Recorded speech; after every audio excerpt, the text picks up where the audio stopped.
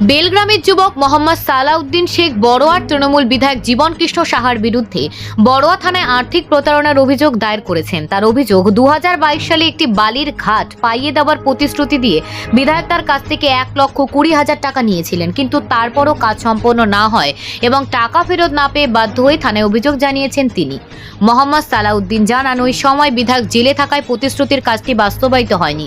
জামিনে মুক্তির পরও বিধায়ক টাকা ফেরত দিচ্ছেন না বলে অভিযোগ। এই ঘটনা নিয়ে এলাকায় চাঞ্চল্যের সৃষ্টি হয়েছে। অন্যদিকে বিধায়ক জীবন কৃষ্ণ সাহা দাবি করেছেন অভিযোগটি ভিত্তিহীন এবং তার বিরুদ্ধে একটি রাজনৈতিক ষড়যন্ত্রের অংশ। তিনি এই অভিযোগ খারিজ করেছেন এবং বলেন তার বিরুদ্ধে উদ্দেশ্যমূলকভাবে এমন অভিযোগ আনা হচ্ছে। এই ঘটনা নিয়ে এলাকাবাসীর মধ্যে মিশ্র প্রতিক্রিয়া দেখা যাচ্ছে। কেউ সালাউদ্দিনের পাশে দাঁড়িয়েছেন, আবার কেউ বিষয়টিকে রাজনৈতিকভাবে দেখছেন।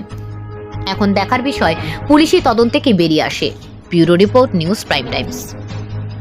আমি টাকা দিয়েছিলাম 2000, আমি টাকা দিয়েছিলাম, ঠিক আছে, 1,20,000 টাকা দিয়েছিলাম। আমি বারবার চেয়েছি, আমাকে কিন্তু বলেছে যে আমি কিছু জানি না বারবার বলেছে, ঠিক আছে, কিন্তু আমার টাকা চাই। আর আমি টাকা দিয়েছে, আমি সুদ করে টাকা দিয়েছি, ঠিক আছে, আমি বালির ঘাট খুলে দেবে বলেছিল, সুদ করে টাকা দিয়েছি। এবার কিভাবে পারবে, কি করবে কি জানি না, আমি টাকা চাই। এবার টাকা যদি না দেয় আগামী দিনে আমি কোনো জায়গায় ডাকমালা হোক, যেখানে হোক, গাড়ি আটকে হোক, টাকা আদায় করবো আমি।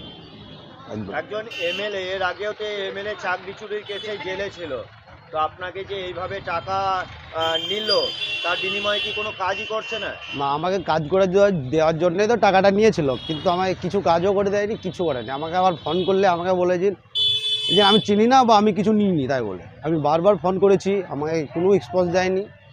আমি চাই যে আমার টাকাটা উদ্ধার হয়। যদি টাকা না উদ্ধার হয় আগামী দিনে আমি যেখানে পাবো সেখানে আটকাবো, যা হবে। অবশ্যই করছে, যদি আমার অবশ্যই একটা টাকা নিয়ে টাকার কাজ করে দিতে পারে না, সেটা তুলাবাজি বলে আবার কি বলবে। তা মানুষ যেটা রায় দেবে সেটাই।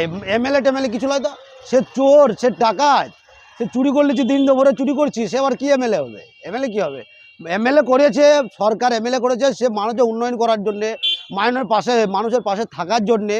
তা মানুষকে যদি শেষ করে দেয়, এবার সে আবার কিসের এমএলএ? পুলিশ প্রশাসন কি আশ্বাস দিল? প্রশাসনের কাছে আমি এলাম, কমপ্লেন করলাম, প্রশাসন দেখবে ব্যাপারটা। কি নাম আপনার? আমার নাম এমডি সালাউদ্দিন পাগল। টাকাটা কি জীবন সাহাই নিয়েছে? অবশ্যই নিয়েছে, ওর বাড়িতে যেয়ে দিয়ে এসছি আমি। কে নিয়েছে? জীবন সার নিজে নিয়েছে, টেবিলে বসে আমরা তিনজন বসেছিলাম। এমএলএ ছিল, আমরা আর দুজন, আমার একটা বন্ধু ছিল, দুজন মিলে টাকাটা দিয়ে এসছে, টেবিলের তলায় টাকাটা দিয়ে এসছে।